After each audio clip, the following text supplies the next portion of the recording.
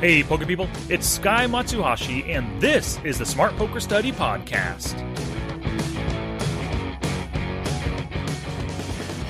In episode 138 last week, I dove into poker math with a discussion about hot and cold equity. I also took a little stroll down math memory lane with mathematical excerpts from prior episodes. Hey, poker people, only 3 weeks of school left until the kids will be home with me 24/7 for all of summer break. And that always makes it a little tough to get work done, but I will persevere and I'll continue to get stuff out to you weekly. I'll also have to master procrastination if I'm going to succeed at that. And I think I'm starting to get it under control because of Dr. Tricia Cardner's course on procrastination called Crack the Code. It's a premium course you can find on her training site at www.peakpokermindset.com. We talk about that and many other things in the interview today that I did with Dr. Cardner. But before that, I will be heading out to Vegas once again for the Colossus. I'm actually in day one, flight A, the very first flight at 10 a.m. on Friday. I already bought my ticket, registered online through WSOP.com, so I won't miss it like I did the year before last, I am so looking forward to it, and I'm getting warmed up with some live MTTs this week at my local card room, and I actually have another one going on tonight, so wish me luck. And while I'm in Vegas, we are going to have a Smart Poker Study meetup in the bowling alley of the Gold Coast Casino across the street from the Rio. It's going to be on Saturday, March 3rd at 1 p.m. So please look for me and my wife in the bar area with a few pitchers of beer for everyone. I'll be putting it out there on Facebook and on Twitter in the days leading up to it, of course, so that, just to reconfirm or to verify with you that I'm going to be there so you don't show up and I'm not there or anything. I said we're going to have some pitchers of beer, and if you don't drink beer, too bad. No, I'm just kidding. I'll actually buy you a Coke. I'll buy you a rum Coke. I'll buy you a rum on the rocks, whatever, maybe even some house Pinot Noir. Just come on by and hang out for a little bit. I'm looking forward to meeting each and every one of you. Alrighty, on to the interview with Dr. Tricia Cardner. Please visit the show notes page for everything I discussed today, along with screenshots and links at www.smartpokerstudy.com/pod139. And while you're there, you can sign up for the weekly boost for exclusive poker strategy direct to that inbox. Alrighty, let's do this. Gambate! And now for our feature presentation. Alrighty, poker people. I am so privileged to have Dr. Tricia Cardner as my guest today. She's a psychology professor and a licensed therapist who has turned her attention to the poker world. Not only that, but she's one of us. She's a poker player, so she really understands what we go through and actually what we put ourselves through. She coaches players on how to use psychology to gain an edge over the competition. She's got her own podcast called Poker on the Mind that she hosts with an MTT pro and another coach, Gareth James. She's written 2 books, Peak Poker Performance and Positive Poker. She wrote a killer chapter within Excelling at No Limit Hold'em, which I'm sure a lot of my listeners have read by now. And she has some poker courses at peakpokermindset.com. And in particular, today we'll talk about her procrastination course called Crack the Code, Free Yourself from Procrastination, which I love, but we'll get into that in a little bit. Through everything she does, her goal is to teach players to play and remain at their peak performance level. So welcome to the podcast, Dr. Cardner.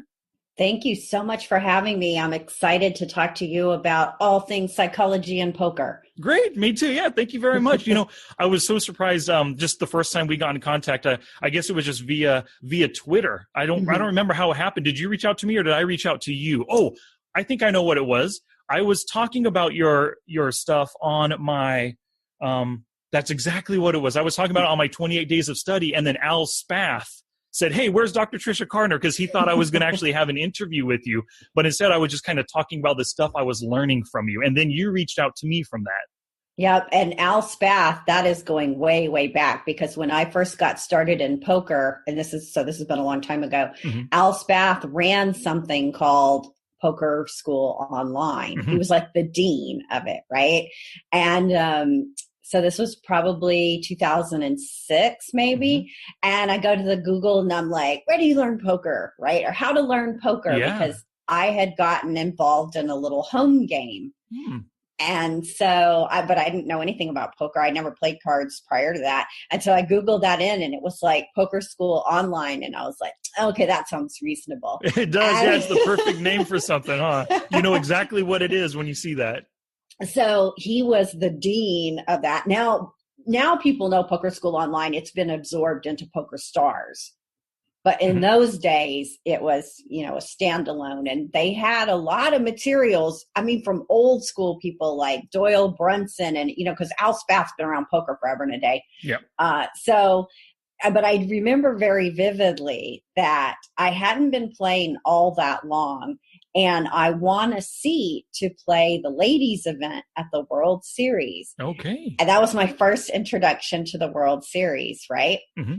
And so Al said, do you want me to give you some tips? And I was like, yes.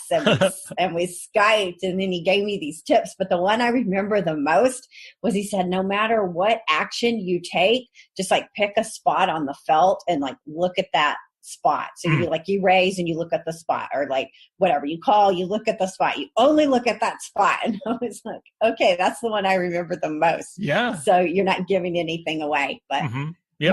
My how times have changed though. Now, obviously, I've come, a long way from Poker School Online, and absolutely. Yeah, great. So, I know that you are, you maybe used to be, maybe you still do, psychology. You're a professor of psychology as well as a licensed therapist. Do you still do those things, or are you just poker and poker mindset and poker psychology now? Well, that's a great question. I actually gave up being a professor just a couple of years ago. I started making far too much money playing poker, and I wanted to just have more time to play poker, quite frankly. So I am still licensed, of course. I keep my license up. I pay every 2 years for that, and have to do all my continuing education and that sort of thing. But I do feel like I still teach quite a lot of psychology, because that is my main sort of game or flavor, if you will. I like teaching people the things that they need to know. And by people, really right now, I mean poker players mostly, but what you need to know to become the most successful. And I feel a lot of people think, oh, well, I'm going to have to pay a lot of money to a poker coach and get hourly sessions. And I do have some clients that I do work with on an hourly session. That's true. But I don't want to keep people on the dole for a long period of time. I prefer to think of myself more as a consultant or a strategist, where I can very quickly pinpoint what you need and what you should do about it. So that's kind of my one-on-one sessions, I think, are a lot different than the other coaches for that reason. And, of course, I put out a lot of these other products because I believe that for a lot of things, you can just teach yourself and you don't even need to be on the hook for absolutely, many hundreds, if not thousands of dollars. Yeah, I agree with you there. So you said, so your students go session by session. Is it normally like it takes 3 sessions until they feel confident and can move on without you, and maybe they'll come back? Or is it 5 sessions, or is it only 1 or 2?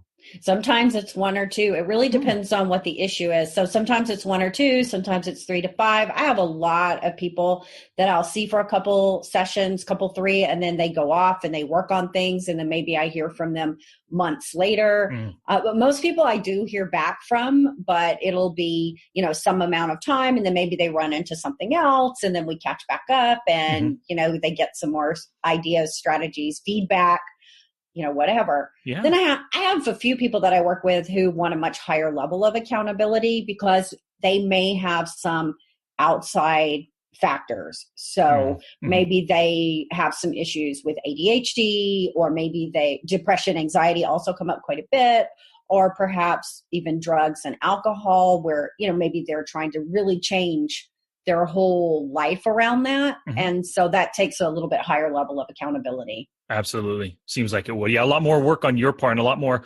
I guess, diving into your past experiences as a licensed therapist and as a professor, diving into all of that, like kind of ignoring the poker stuff, but getting to the more root of their just regular psychological issues.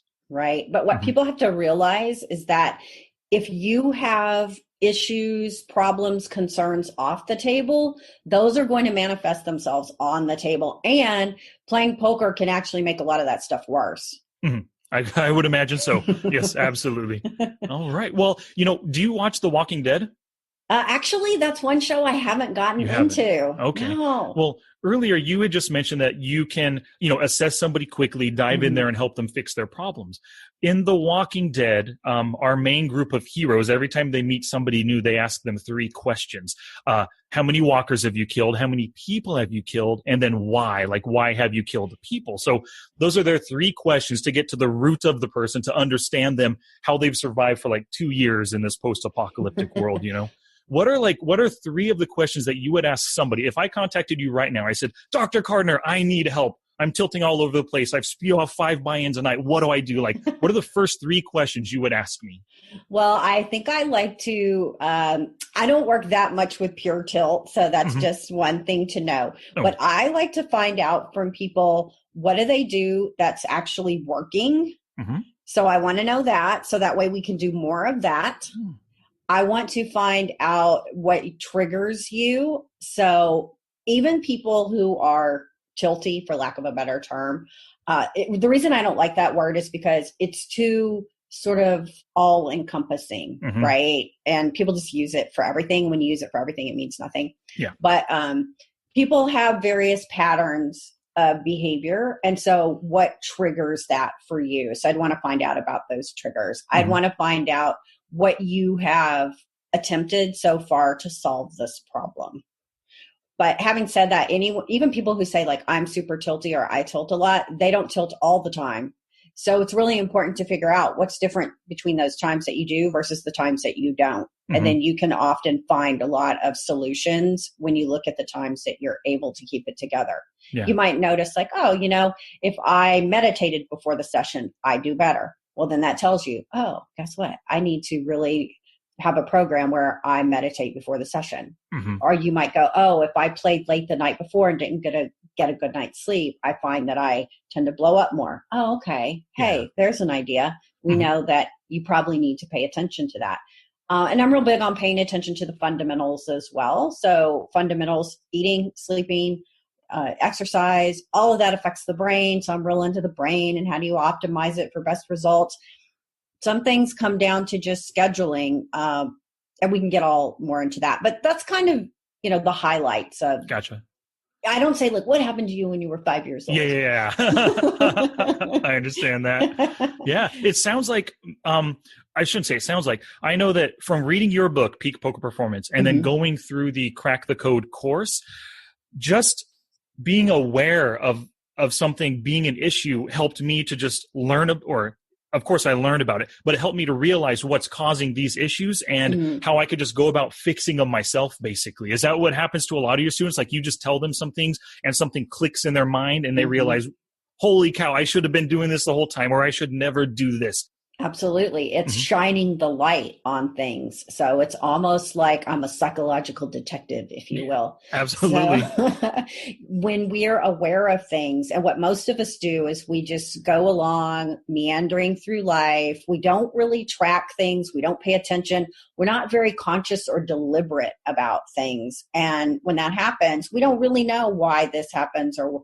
why we did that or anything. But once we start tracking and measuring, it's just like if you were in business, you need to know what inputs are going to provide you with the best outputs, right? Mhm. And also you'll hear the saying garbage in, garbage out. There's some Yeah. of that too, but it's the same thing. It's awareness, it's tracking, it's being very meticulous with all that, and then looking for patterns and seeing how you can change up any dysfunctional patterns. Absolutely. Yeah. One old quote that I often think about and I use that kind of sums that up for me is, you can't improve what you don't track.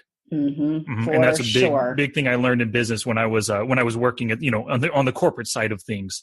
Learned Yeah. that for sure. Mhm. So if you were on the corporate side of things, you may even have an awareness of things like executive coaching, or, you probably heard of that. Mhm. So way back in the day, we got to get in our time machine and go back. But Mhm. I was really into executive coaching and actually did a lot of that. So I did a lot of executive coaching and a lot of work with professional athletes as Oh, well before I ever got into poker. yeah. So yeah, I use little bits and pieces from all those sorts of experiences to either use metaphors or stories or help people come up with things. But Mhm. as it goes in business, it goes, personally a lot of times. Absolutely. It does. Yeah. And then the skills that you do, the things that you do from the past, everything just builds upon each other or builds upon itself and turns you into the person that you are today. So I'm sure, I would imagine, like, with all those past experiences, not just helping people with their personal life, but like you said, the executive coaching and stuff, all of that builds and turns you into, and it's pretty evident in your book and in your coachings, in your course, that you really know your stuff. And I think that you are a great teacher, and I've really enjoyed learning from you so far. Yeah, thank you. You're welcome. I really appreciate that. I really love teaching people how to make their lives better. That's just like a real passion for me. I studied with a guy who, this won't mean a lot to your listeners probably because you have to be, in psychology, but one of the great thinkers in psychology was a guy named Alfred Adler. And I studied with a professor who, by the time I got to graduate school, Adler's been dead many decades. And this professor, Welburn Willingham was his name. He's now passed on too, but he was at the very, very end of his career. So he was an old guy, but he worked with Alfred Adler's right-hand man. And so this was made a very big impression on me. But Alfred Adler, one of his biggest things was that you have to take psychology to the people. And he believed very strongly that when we have this knowledge that can help people, we have an obligation and a duty to take this information and put it out to the masses. So this is a little bit different than, say, like a Freudian kind of viewpoint. And Adler was a contemporary of Freud's. They were kind of frenemies, if you will. Yeah, they were like two lawyers sitting down at a bar fighting each other during the day in the court, but then they can have a drink and quietly hate each other in the bar at night. But yeah, so this idea that you take psychology and you give it to the people, you show them how to use it. You don't keep it hidden like, well, I'm the expert and you have to come to me and I only dole out a little bit here and there to you. No, that's not the Adlerian way. So that was a really big influence on me. And so that's what I try and do with my books, my podcasts, my articles, yada, yada. I mean, yes, I do have to make a living, but I do try to give away as much as I can. And if I am going to make a course, I do two things with it. I try and make it so there's no fluff in it because I don't like fluff. I want people to be like, okay, I need to do this, this, and this. So I want to make it as concise as it can be and as helpful as it can be within those parameters. Good. Yeah. And you've absolutely done that with Crack the Code, the procrastination course. And if anybody listening saw the 28 Days of Poker Study, I went through the course. I showed them my 6,000 words worth of notes on the course, my one sheet at the end and everything. And, I always knew that I'm a habitual procrastinator, like I told you. I'm part of that 20% of people that just cannot help but procrastinate. But it never occurred to me that it was the issue that it is, that it can lead to so many other problems and things just building and waterfall, cascading problems down upon my head because I'm just not doing things when I know I should, And then so just going through the course opened my eyes to that. And I want to know, in your book, Peak Poker Performance, the chapter on procrastination was an awesome chapter. It was such a good chapter. I loved reading it. But going through the course, for whatever reason, when you go through a course and you see videos instead of reading content, you're seeing videos, you're hearing your voice. There's exercises at the end of each part that help you to really get the knowledge sunk in and work through your problems yourself, just by some question prompts that you give. That kind of stuff really helped me big time. But I'm wondering, why did you, because I never thought procrastination was an issue. Why did you choose procrastination as a course topic? Because it never would have occurred to me that's something that I should work on. I'm so happy that you did. I love it that you did. But I was just surprised to see that as a topic. Well, in my time as working with human beings in general and poker players in particular, I learned a lot of the people that I coach in poker, procrastination ends up being the biggest issue. So they go, oh, I know I need to do X, Y, and Z. Or, I meant to, like say you bought the hand reading lab and you say, well, God, I meant to go through that, but it's like 25 videos and I didn't go through it. Or I'll have people say, oh, I knew I should do those hand reviews and I should do like 1 or 2 hand reviews every day, but then I just don't get around to it or whatever. So I know in my heart that procrastination is a key pain point that is keeping people away from peak performance in all walks of life, period. So if you get rid of procrastination, then you're well on your way to achieving most anything. Without a doubt. Yeah. And I found that, as I was going through the course, I just started thinking about my entire life in general, and I just procrastinate way too much. Like, for example, we had a sprinkler problem in the backyard. Sprinklers weren't going, so we shut off the system. The grass was dying. So finally, I decided to go out there, and it took me 7 minutes to fix the sprinkler problem. And I could have saved myself 2 weeks of headaches of thinking about, I don't want to go out there. Oh, what's wrong with the sprinklers? I don't know what's happening. And then if I would have just done it 2 weeks ago for 7 minutes, would have solved that problem. I wouldn't have dead grass in the backyard. And then so I really think that your course has really opened my eyes to how bad of a thing procrastination is, for sure. Yeah, it can get you in so many ways. And it's very interesting because there's so many different theories about procrastination, a lot of research on it, but there's a couple of things. There's an idea that if something is only going to take, 2 minutes or less, you just do it right then. And that prevents a lot of problems. And another issue has to do, there's a lot of research around future self. And so we almost look at our future self, as it's a stranger to us. Yeah. And we treat these strangers very poorly. So we're not realizing when I treat future self poorly, I'm treating myself poorly. Mm-hmm. So there's this idea that, I should think, can I do something right now that's going to make life for my future self easier or better? And then if the answer is yes, so just do it. So now with your grass situation, it might even end up costing you more money because you might have to replace the grass or, I don't know, get extra fertilizer for the grass, which takes more time out of your life, whatever, right? Yeah.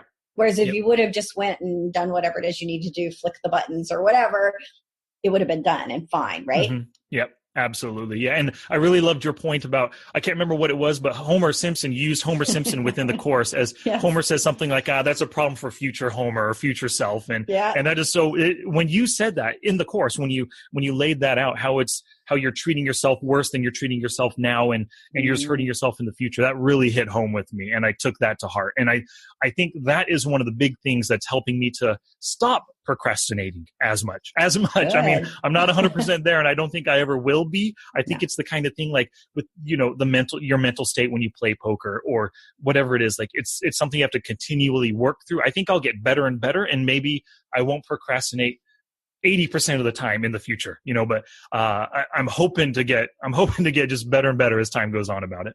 The funny thing about that Homer Simpson quote is there's like a second part to it where he's saying, that's a problem for future Homer. But then he says, and man, I don't envy that guy. That's right. Yes, that's right. That's right. I love that. I as much as possible, I try to quote The Simpsons. That's a great show. Love it. Yeah. Do you still watch it currently? I haven't seen it lately, but every once in a while I'll see something because they not only are they just apropos in the moment, but if you go back and look at old episodes, they have such foresight, right? Mm-hmm. Like things that they did episodes on years ago are like coming true right now. And Absolutely. It's like so crazy. Mm-hmm. Yep.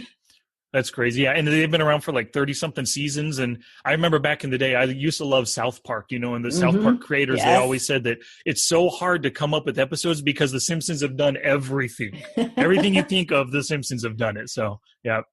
And it's so funny how there's a lot of good psychology in the Simpsons. Like you might not think so. Like you just might be thinking, I'm just watching this, to get a few laughs and whatever. But they really do. There's like a subtext flowing through there that has a lot of good psychology in it. Yeah, without a doubt. Yep. So, on peakpokermindset.com, you have this Crack the Code course. You also have the Rev Up Your Poker Success course, and then your book bonus for Peak Poker Mindset, right? Of course, those second two courses are free. This one is a premium course, the Crack the Code. And I recommend to everybody to definitely get it. If you think procrastination might be an issue, heck, if you've read Peak Poker Performance and you like that chapter, you'll love the course, guaranteed. So I recommend to everybody to check it out at peakpokermindset.com. But what future courses might you be working on? Because in the book, I can't remember the exact name of the chapter. Let me look real quick. The chapter is called Transform Your Mental Game. Oh, yeah, chapter 7. It's chapter a juicy 7, yes. one. Yes. So I'm thinking it's ripe for a course in the future. Absolutely. I have a list up on my whiteboard, which you can't see. So I do intend to do courses on some things that people may think those are not fun topics, but I see them a lot. So I'm going to do depression, anxiety, and ADHD as separate courses because there are a lot of people in the poker world who do have that. And I'm going to do a whole bunch on emotions management, A lot of that comes out of that chapter, that transform your mental game. Maybe I should even call the course transform. Yeah. But actually, there's a lot of, Peak Poker Performance is a book that I wanted people to take it and not just read it, but really do the stuff in it. Yes. There's a lot of, little tables and worksheets, sort of worksheets, not really, but you get the idea. You have to actually write it out yourself. But a lot of this would lend itself very well to, courses. And then there's just so much more you can say in a course than you can put, in like a 20-page chapter or whatever. Yeah. Yeah. And then you create the videos yourself and you're the one narrating and speaking through. So you can give the perfect emphasis to certain topics, with your pronunciation or enunciation, I guess I should say. And I think that's why I like the courses so much better, because it's you giving it to me as opposed to me with my inner voice reading the book, Right. That's a really good point. But yeah, I've got a lot more coming down the pike. I just have to take a time out right now because I'm going to the series to play. So I'll be at the series, from the time it starts till hopefully the bitter end. Yeah, good.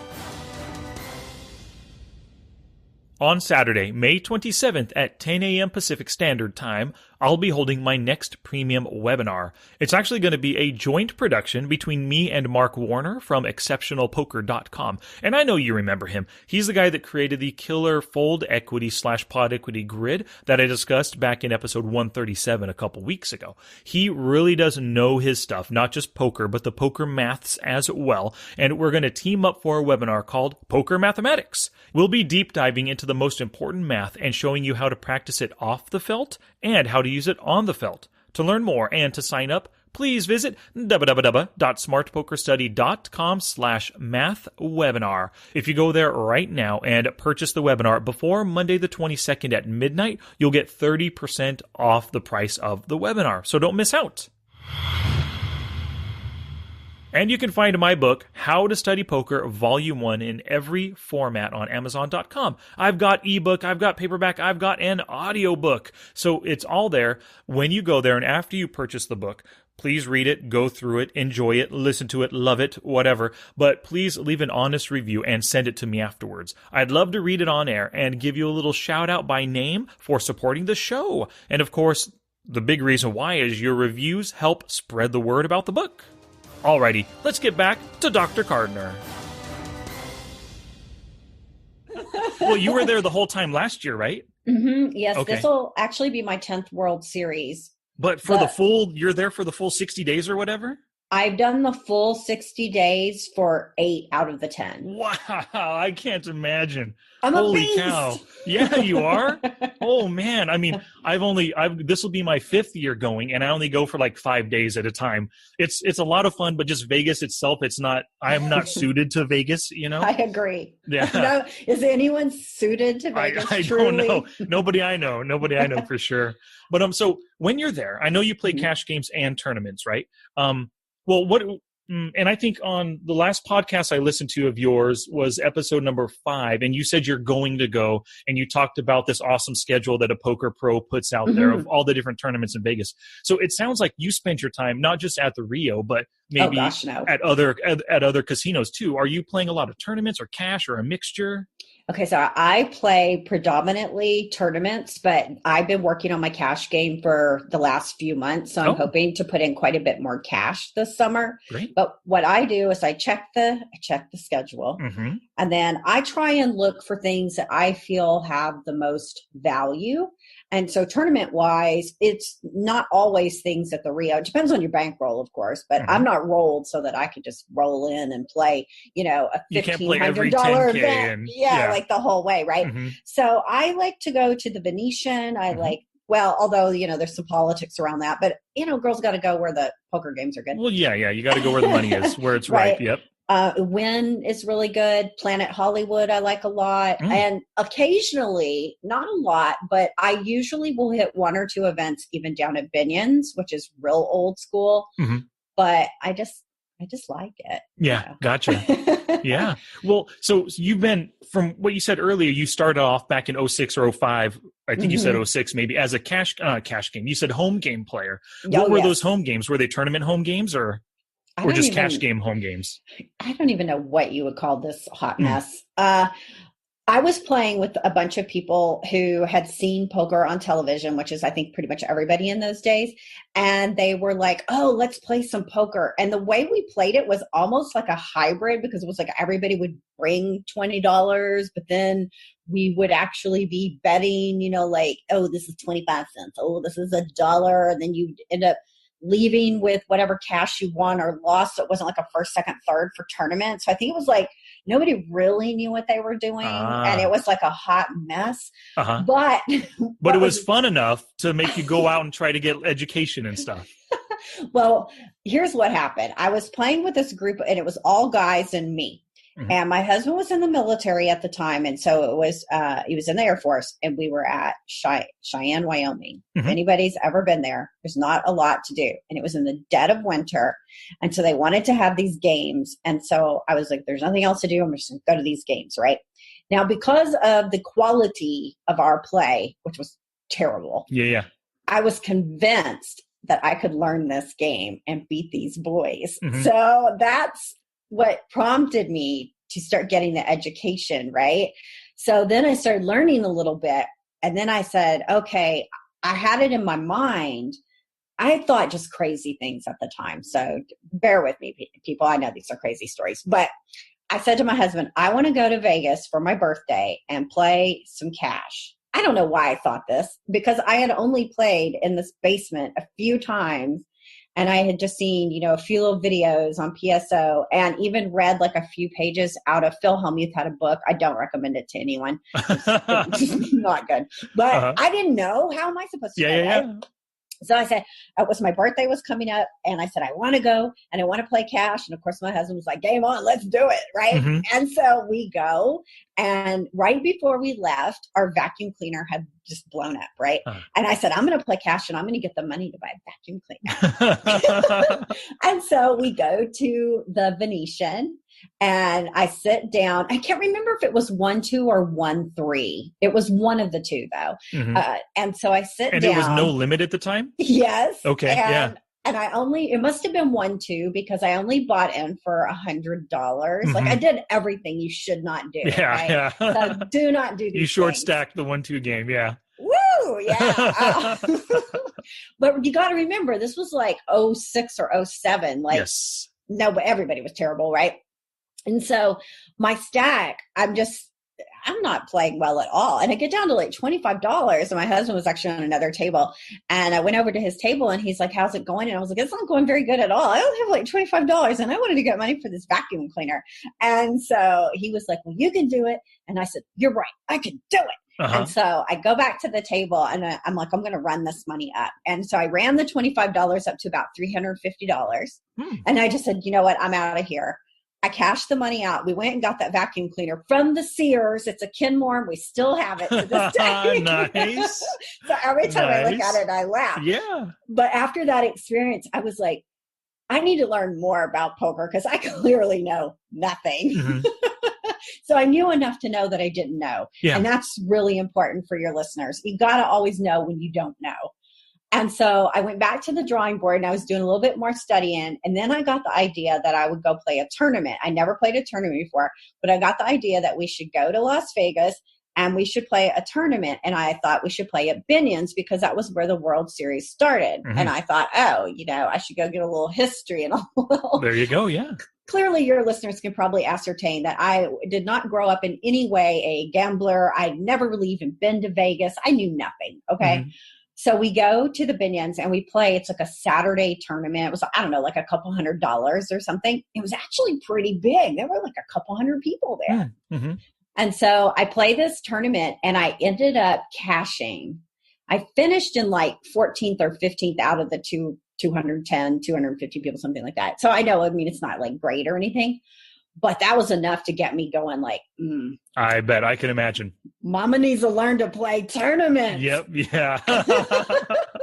So then I kind of got off in that, and I didn't play too much. I played cash here and there, but not so much. And then I really got into the tournament scene. So in 09, by 09, I was playing on Full Tilt. Boy, is this a blast for the past for everybody. And I ended up, they used to have those bracelet races. I don't know if you remember those. I do remember them, yes. They were like $216 buy-ins, and so there were satellites essentially, and you get a $2,000 bracelet. Well, I was like, Mama is not paying $216. So what I would do is I would play to get the $26 token, and then I would turn the 26 token into like, I think it was a 75 or something. Anyway, or sometimes the 26 would go straight to the 216. But either way, I was playing them off the $26 tokens. That was how I rolled. And I ended up, I won 9 of those packages. Holy, in 1 year. Yeah, in like 6 weeks or something. Wow. It was just a few weeks. Yeah. So I had some money, plus I had 18 G's, just like free money, right? Yeah. I'm like, Mama going to the series. And so that was the first year that I had went and set up camp for the whole summer. Wow, yeah. And then once that happened, I was like, I'm never not going to go for the whole summer. That's what I've done ever since. So, well, that's great. Where do you, when you go there for the full month, do you get a Airbnb or just a rental house for like 2 months, or what's going on? Yeah, I just get a rental house. Well, I usually, let me be clear, I don't want to mislead anybody. I get either a condo or a townhouse. I've not graduated up yet to where I got the baller house with the pool in the back. maybe next year. But yeah, I get a little townhouse or a condo, and I don't like to stay on the strip at all. And so if people are going for any length of time, I really don't recommend that. I recommend that you try and get a place, either Airbnb or VRBO, any of those kind of online things. Get yourself a house, a condo, townhouse, whatever fits your budget. And that way, what I like is you get away from the strip. You can make your meals. So I'm really big on that, as you know, because you've read my books. But you can do your laundry. You get a better night's sleep. I just think it's way better for you. I agree with you 100%. Performance. Yep. Yeah. I've only, like I said, gone there for 4 or 5 days at a time. And so I stay in a hotel each time, but I always get a hotel with a kitchenette. So I am making my own food. I'll often bring pre-made, like green smoothies, that kind of thing. I know in the book, Jonathan Little talks about every day his ritual is a green smoothie, mine as well. Yeah, and I've got to do that too. And so, I don't like staying in the hotel either. It's no fun. And as soon as you come out you have no quiet time except when you're in your room. Any other time when you're walking to and from your car or to a hotel or whatever, you're just surrounded by noise when you stay on the strip. Exactly. And, it doesn't do, I don't think it does you a good night's sleep in that kind of environment. For sure. Agreed. Yeah. One other question I had for you was, I wonder, because you've done a lot of different podcasts and you've been guests and you've had lots of guests on. And it just occurred to me as you were speaking, have you talked to Carlos Welch yet? Oh, yeah. When I used to do the Mindset Advantage podcast, we had him on, but I'm friendly with him personally. I mean, not like we're BFFs or anything, but we know each other, and we're very similar in terms of kind of how we approach the game. Yeah. He used to be a math teacher. So I think we have a lot in common. But last year at the series, I played one of those, I think they're 565 satellites, and you get 10,000 in Lammers and 100 cash. Yeah. And so I played that and I cashed it. And then I saw Carlos and I was like, Carlos, what have we been doing all this time? Like, that was like printing money. So I don't know if I should give this away, but we were like, next summer, which will be this summer, we're like, we need to play a lot more of those because the people playing them just don't know what they're doing. They don't know. I agree with you. But with you bringing him up made me think of that. Yeah. So I love me some Carlos. Yeah. So. He's a good guy. And I just remember, as you were saying your story, you're not, successful, and I don't want to use the word successful, but you said, you haven't gotten the baller house yet. No. You get a condo or something. And I just remember hearing Carlos on, it might've been a Thinking Poker podcast in an interview with those guys, might've been 2 years ago. The first time he went to Vegas, he stayed on some woman's couch, like some crazy. Yeah. He told about that story and it just made me laugh. Like actually going there, saving a ton of money, staying off the strip, but just paying $50 a week for somebody's couch. It's just, that's something I could never do, but I can understand how, some people could do that. Well, I have a roommate. I have a lady friend. She plays poker in Canada. And so she comes. And so we are able to get, like a 2-bedroom, 2-bath and then split the cost. So it's not so bad, right? Perfect. Yeah. No, not bad at all that way. I'm not sleeping on a couch in a room. But Carlos, In fact, as far as I know, he still stays with that same. Does he still do that? He rents a room. Oh, okay. I know he's done it like the last at least 3 years. Maybe it's the same thing still. Yeah. Because he's walking distance to the Rio, and he just, that's what he talks about. Oh yeah. He's just, I know that he's just a super nitty guy. Or when it comes to outside of playing poker, those expenses, super nitty. Yeah. I guess that's how you keep your role though, you know? And, you know, if you think about it, financial independence is kind of a hobby, you know, just studying financial independence and being, you know, involved in reading those types of materials. That's something I've always been interested in. And if you don't owe a lot of money or you don't have a lot of big bills, you don't need a lot of money to be financially independent. That's true. And that's kind of what he does, but he does it on an extreme scale. Yes. He goes far away and above, or above and beyond what most of us would do. He's a but champion. It works for him. Yeah, yes, he absolutely. Yeah. But I think that people would be wise to, you know, keep that in mind. I remember one year I went over to where Gripst was staying, and it was the big baller house because it was Greg Merson and Gripst and Tony Gregg and Ben Heath and Charlie Carroll. Right. It was like, and I was like, look at these boys balling out. You know, they had the private chef, they had the masseuse, the pool, you know, the whole 9 yards. But I was like, that's my idea. I'll just go over there and visit. There you go. Yep. Take advantage of your friendship with them. Yeah. I'm not paying the bill on that, right? Nope. Awesome. Well, good luck to you this summer. And then I'm going to be out there June 1st through the 5th, I think. So I'll definitely come find you. Are you going to be, I think last year, did you spend time at like the Red Chip poker booth or something last year? I don't. Yeah. Yep. Last year, Red Chip had a booth, and my publisher, which is D&B Publishing, they kind of went in together on that booth. So they shared the booth. So we did the book signings and things at the Red Chip booth. This year, D&B has their own booth. So we'll be. So you're going to be hanging out there a little bit, or? I'll be hanging out there a little bit. Also, because this is my 10th World Series, I plan to do some special fun things. So people want to follow me on Twitter at Dr. Tricia Cardner. You can see, but I'm going to be doing some giveaways and things like that. So follow me on Twitter so you'll know, because as you know, with tournaments, you don't exactly know from day to day necessarily what you're doing. So I'll just be live tweeting whatever the task is to win the prize. But I've been rounding up. I've got, as you could probably tell, I'm friendly with a lot of people. So I'm asking a lot of people if they'll pony up some good prizes too. So it's not just going to be my things, will be my things, but also things from some other people too. So we're going to go big this summer. Well, good. Could you use something as a prize as small as like a couple copies of my book?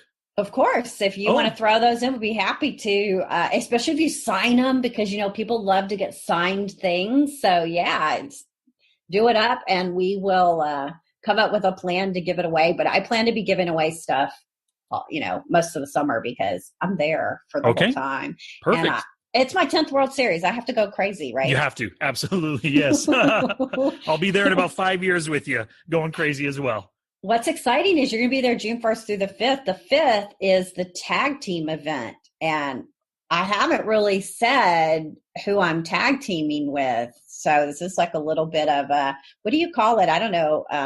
You're getting the scoop here. So I'm tag teaming with Jordan Young, Jai Master 11. Great. Yeah. That is good. So if your listeners don't know who he is the bomb.com. Yeah. To MTT. So. Absolutely. Yeah. I've heard the name. I've never met him or spoken to him, but I know that he knows his stuff. So I hope to see big things coming out of that particular event for you. Well, we'll see. I mean, you know, it's only the $1,000 or maybe at $1,500. I can't remember. It's one of the low buy-ins. So, you know, you don't get very many chips. So obviously you have to run good and things have to fall your way. But, you know, if we can get a little of that and put in a little skill, then mix it all together. Hey, absolutely. You know, I don't know, but I just think it'll be like a lot of fun too. Yeah. Well, I know from, you know, your co-writer in these books, Jonathan Little, I know that he did it with his family last year. And from hearing him, he said it was just one of the funnest events. Carlos Welch did it too with some of the tournament poker edge guys. And they said it was so much fun. I wish I could do it. I have to leave on the 5th. I have other commitments here, but, if for any reason I could stay, I will. And maybe I'll find a partner or something. You got I'll to figure do it out. Mm-hmm. Yeah. And just as a sidebar, Jonathan Little, his parents are so cute and fun. I love them. So shout out to Rita and Larry Little if you're listening. Great. Okay. Good. All right. So you mentioned to follow you at Dr. Tricia Cardner on Twitter. And That's so correct. for anybody else who, if they want to get a hold of you, if you want to see if they want to learn more about you or learn from you, I already mentioned peakpokermindset.com, but where else can they go to find out more from you? I also have drtriciacardner.com. That is my website. And then I do have a private Facebook group as well, which people are welcome to join up. Let me get the exact name for you because I put like all kinds of names in these things that I do. And then I'm like, what? It's always, let's see, it's Poker Mindset Mastery Lab. And that is my private Facebook group. We're getting close to 200 members in there. So I'm one of them. Yeah, you're one of them. Yep. So, we post in there. People can ask questions. A lot of times the questions, I will end up using them on the podcast as well. So, I usually type in an answer in the group itself, but then I can give a more expanded answer in the Poker on the Mind podcast that I do with Gareth. Yep. So yeah, guys, there's lots of ways, without a doubt. Yeah. And get that Poker on the Mind podcast on iTunes, everybody, for sure. Subscribe to that one and leave a comment. Please do that. Leave a comment for Dr. Cardner here. She loves it. Yep. Yes, I do love it. Comments, thumbs up, subscribe, like, whatever you can do. Absolutely. All righty. Well, Dr. Cardner, thank you so much for your time today. I really do appreciate it. And I'm sure my audience does as well. Thanks so much. Thanks for having me. I loved it. Absolutely. Take care. Have a good day. Okay, bye. Thanks, bye. Challenge! Here's my challenge to you for this episode. Visit Dr. Cardner's training site at www.peakpokermindset.com. Go there and take the free course called Rev Up Your Poker Success. And if procrastination is an issue of yours, I highly recommend her premium course called Crack the Code, Free Yourself from Procrastination. Now, this was such a beneficial course for me, and I'm really happy. I'm ecstatic. I'm super stoked that I went through the entire thing, and I did every one of the 14 action steps. I'm getting better at not procrastinating as much, and I owe it all to this course. Now it's your turn to take action and do something positive for your poker game. Now get it on.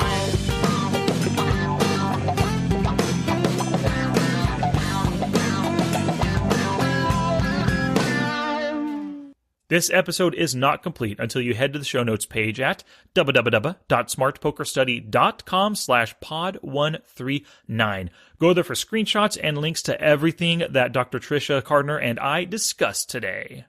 And of course, we've got some shout outs. Mr. Graves purchased the Smart HUD. I know that he is now rocking the tables, taking advantage of his opponents, and making buku bucks because of that Smart HUD. So thank you very much, Mr. Graves. And thank you very much to Brian Roy for supporting me on Patreon.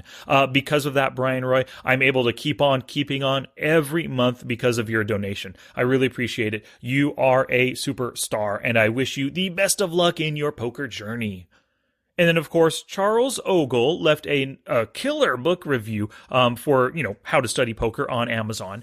It was a long review he left, so I really appreciate that, Charles. But I'm just going to read a section of it here.